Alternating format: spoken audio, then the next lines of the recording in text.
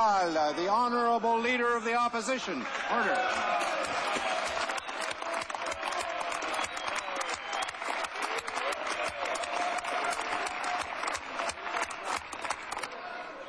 Monsieur le Président, sur la question de l'Afghanistan, le Premier ministre a fait preuve d'une ouverture toute nouvelle chez lui, une ouverture qu'on aimerait voir étendre à d'autres sujets. Alors, laissez-moi essayer, à propos d'un des pires menaces à laquelle fait face l'humanité, les changements climatiques. Le gouvernement a tué un projet de loi, le projet de loi C-30 sur l'air pur, un plan complet pour combattre les changements climatiques. Est-ce que le Premier ministre ne pourrait pas ressusciter ce plan et offrir un débat à cette Chambre sur la base de ce projet de loi et ainsi montrer que sa nouvelle ouverture ne se limitera pas à la question de l'Afghanistan? Le très honorable Premier ministre. Monsieur le Président, ce gouvernement en automne a présenté dans le discours de trône son approche très précise sur les changements climatiques, nos cibles des réductions de 20% d'ici 2020 et 70% d'ici 2050. Et la Chambre a adopté ces cibles, Monsieur le Président. Honorable chef de l'opposition. Monsieur le Président, le plan du ministre de l'Environnement a été critiqué de toutes parts comme un plan très faible.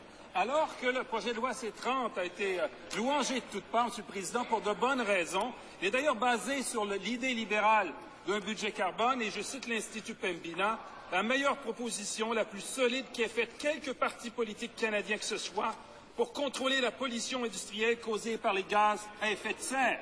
Je demande donc au Premier ministre qu'est-ce qui l'empêche de reconnaître l'excellent travail du Parlement et permettre que l'on débatte ici du projet de loi C-30, la loi sur la qualité de l'air et les changements climatiques. Très honorable Premier ministre. Monsieur le Président, nous sommes en développement des détails de notre plan et nous considérons pas seulement les travaux de la Chambre, mais aussi des analyses économiques. C'est important, Monsieur le Président, de tout considérer. Mais, Monsieur le Président, je dois dire que ce gouvernement a présenté ses cibles à ce Parlement dans le discours de trône et avec l'aide du Parti libéral, le discours de trône a été adopté par le Parlement.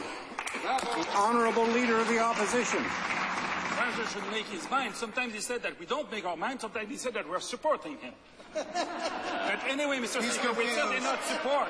He's confused. We don't support this weak plan, and we are disappointed by the fact that the Prime Minister come back to his vagueness now that we are not speaking about Afghanistan. Mr. Speaker, there is maybe a lack of commitment and conviction from this Prime Minister who spoke about the so-called greenhouse gases. And now we have the Nature's condemnation, the journal Nature's condemnation of what it called this government's, and I quote, manifest disregard for science. Shameful. How does the Prime Minister explain that he is condemned by this international academic journal? The Right Honourable Prime Minister. Well, Mr. Speaker, once again, in the throne speech, the government was absolutely clear on its targets for greenhouse gas reductions, a reduction of 20% going forward to 2020 and 60 to 70% till 2050. Mr. Speaker, the government has been very clear, is now developing the details of its plan in that regard. And, Mr. Speaker, the Leader of the Opposition should be aware of those targets and aware of that plan because it was he who assisted the passage of the throne speech. The Honourable Member.